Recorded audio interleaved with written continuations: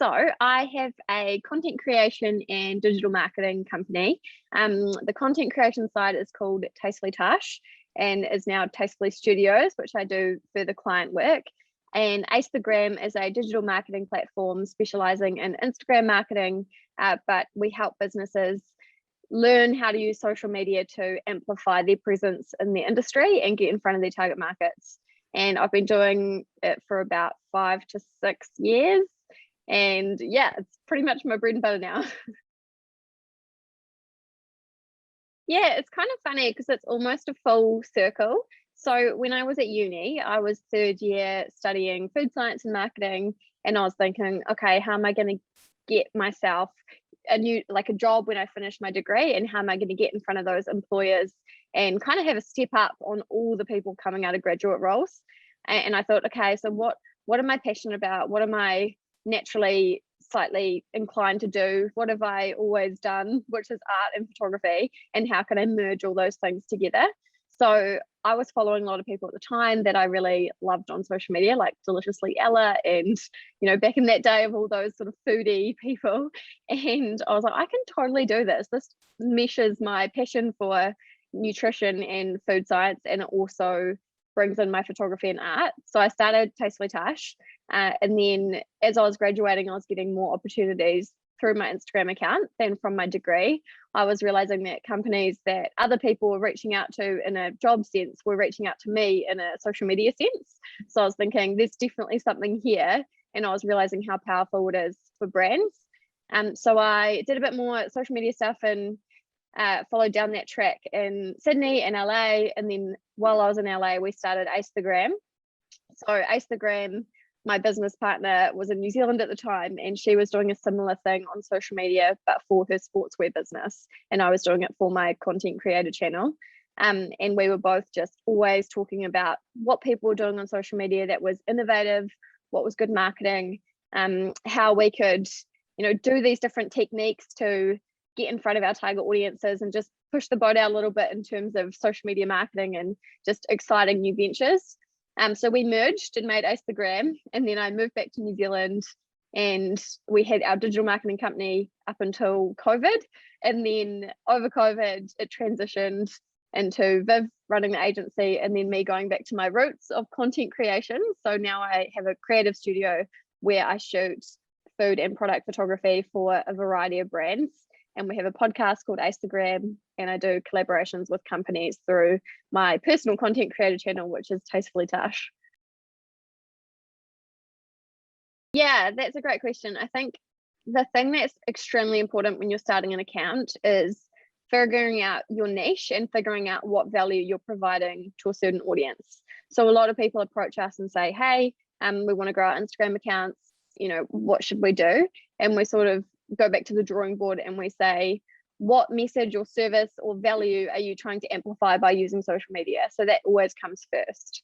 And then from there, it's like starting a business. You don't start a business and go into 10,000 different product categories at the same time. You start with one product, nail it with a certain audience, and then as you grow, you can diversify. So it's the same thing with social media.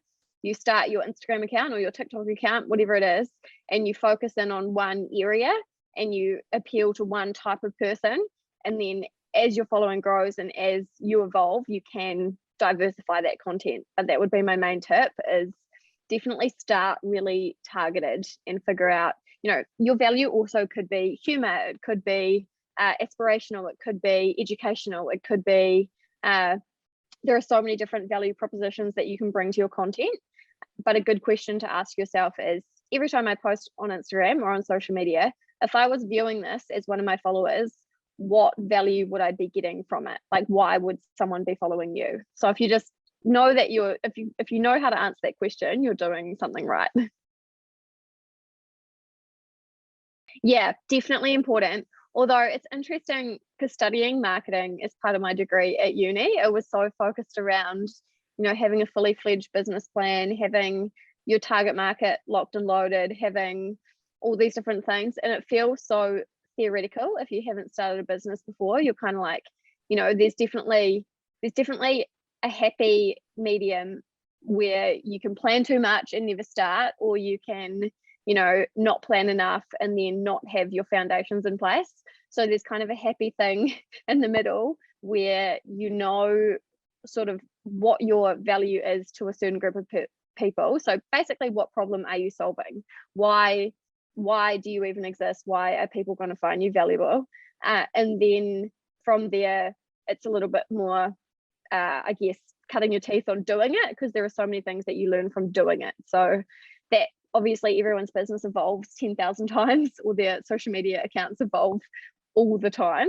But yeah, just coming in with those foundations of, who your target audience is, but also who you are as a brand or a personal brand and what you're not. So, making mood boards of your brand heaven and your brand hell, of what tone you are, what color you use, what you typically talk about, what people should think about when they think of your brand. All of those things, the clearer you are on your branding at the start, the easier everything else flows, because there's no question. It's not like, if you're confused, your whole audience is confused. So the clearer you can put out that message, then the more your target audience will get it. There's this thing called a lean canvas, and that's quite a good kickoff point for even personal brands. I feel like the biggest mistake I see personal brands make is not treating themselves enough like a brand. Because if you think of the Oprahs and the Lewis Houses and the Marie Forleos, you think of all these people that are strong personal brands, the Gary V's, and as soon as you think of them, you associate them with, 2 or 3 things. You're like, Gary Vee, he's a social media guy. He is the, marketing maven at all things digital.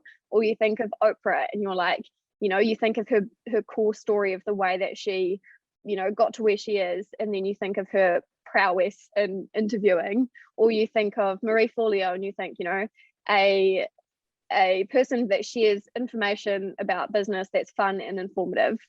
And they're powerful because that's consistent, and they've been so clear at hammering home those points about what makes their personal brand unique to them.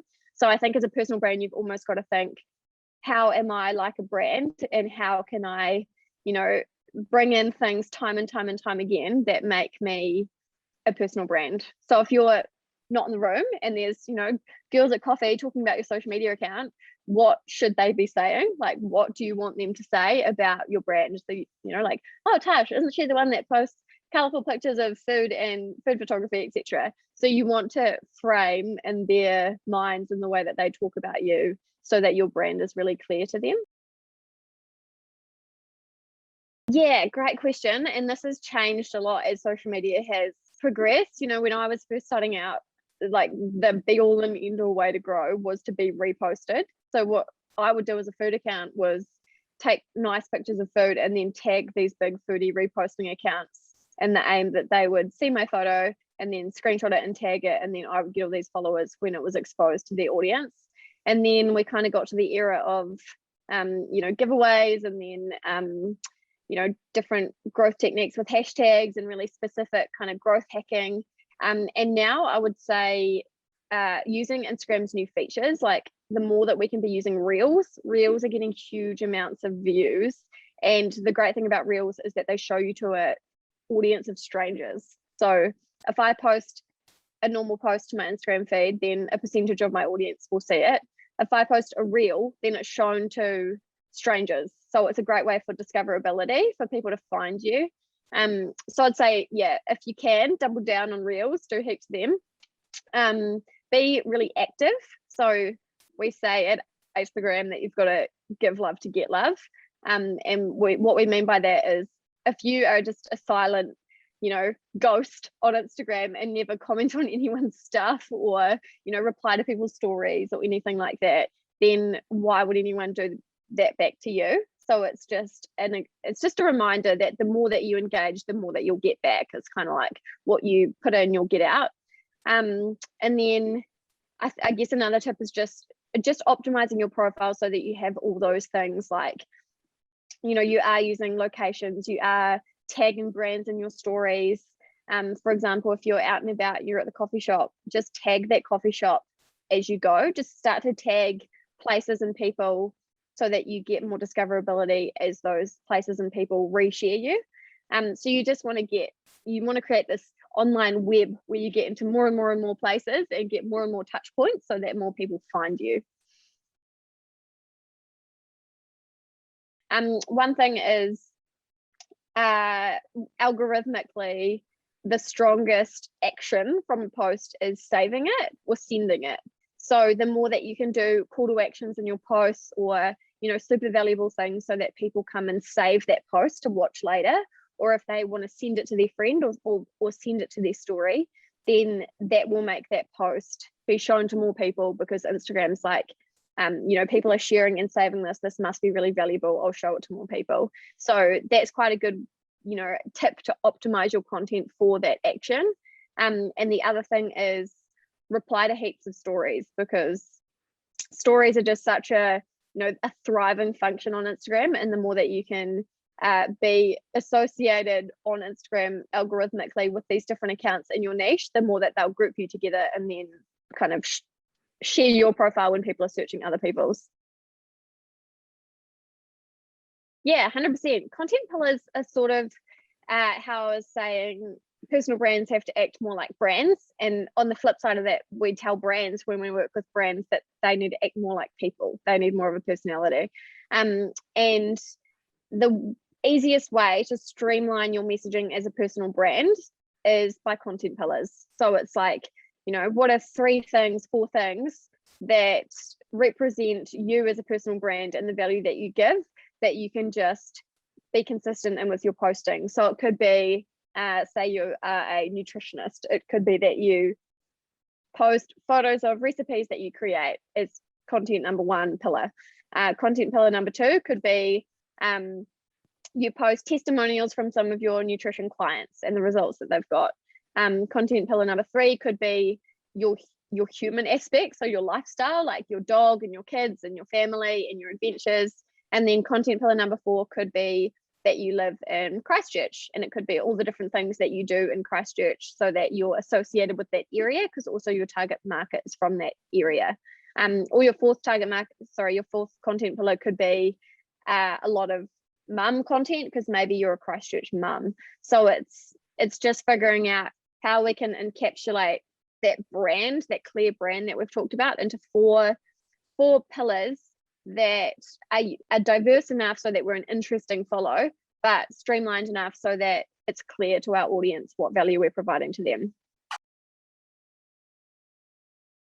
Definitely. And for example, like the flip side is mistakes for content pillars. So it could be, say people follow me for food photography and aesthetic inspiration and things to do in Mount Maunganui Bay Plenty, and then I go ahead and post like a dark kind of not aesthetic at all photo of me having a wild night out in like Singapore or something, or like it's just so irrelevant and it's just not on brand. So like it's just, or for example, if I go on and post I don't know, my next door neighbor's cat and like at nighttime and it's like 6 p.m. and I've just posted a photo of a cat, people are like, this is not why I follow you, like cool cat, but this is not relevant to me. So it's just being a little bit, how can we be on brand? And you'll know when you follow people and you're like, say you're let's take like Steph Claire Smith, she's kind of evolved, right? So she used to post a lot more modeling. So a lot of her audience was male and a lot of her audience followed her because she's extremely beautiful. And then as she's been like, oh, well, that's not actually as beneficial to my business and my brand, she's evolved her content to be so much more, relatable and raw images of her life and keep it cleaner, and her and her business partner, and now her baby journey. Now her audience has shifted significantly to be more female because now they're getting that content. So when she would post something of her and her having a bad day at Keep It Clean or whatever, then the guys that used to follow her would be like, this is not why I follow you, Steph. Where is your hot photo of your hot body? So it's kind of like, who's your target market? What's your intention? Like, what's the point of using Instagram? And then therefore, what content can I post to reflect this intention and get out the desired outcome? Yeah, my favorite resources I'll push you to Instagram podcast.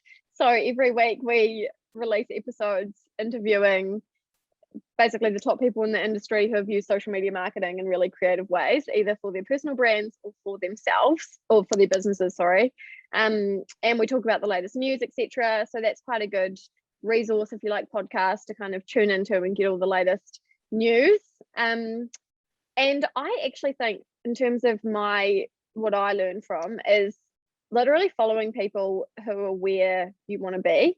So it could be overseas examples, and just seeing how they're, what creative things that they're doing, or how they're attacking reels, or how they're using different features, and then, taking on that. Or sometimes then I'll watch some of this and then I'll be like, okay, I need to up level my photography in this way. So I'll go over to YouTube and spend like, half a day upskilling on a certain photography technique or something.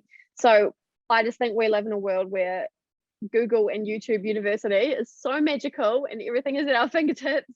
So if we figure out exactly where we want to be, then there's all these different resources that we can pull on to start to get us there, because it's just infinite resources. A lot of people are like, oh, I kind of missed the boat on like growing fast on social, etc. But we interview so many people on Instagram who have just started. For example, we had this girl called the Pink Pony Creative, and she's a designer. And we had her on the podcast, and she's only been pretty much on socials for about a year. And she started doing a video each day on TikTok and like blew up on TikTok, and they all came over to Instagram. She's now got like 100K on TikTok, and like 30K on Instagram, purely because she's just made use of the functions, like got on board the trends, like just put her work out there, and now she's got clients, etc., from those social media platforms. And we just come across so many examples of people that like take on the features, learn social media, and go after it, and it just changes their business, or it helps them in so many ways. So it's quite exciting, and I do think that literally anyone can do it if they're interested in it.